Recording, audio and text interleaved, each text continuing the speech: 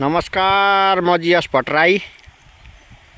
यो हाम्रो फापर खेती जो अर्गानिक छ। कस्तो लाग्यो?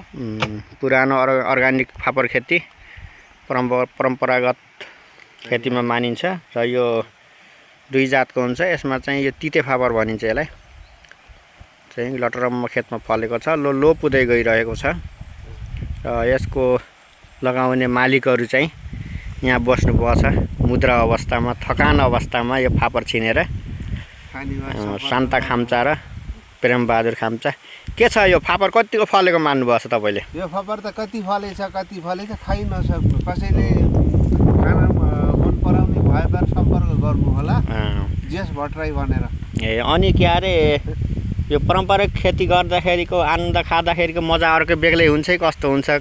यो त कस्तो आफूले उब्जाएको खेती त खाँदाखेरि त धेरै मिठो। तपाईँको पछाडि चाहिँ गाउँ फेरि लटरम्म पसाउन थालेको अवस्था छ।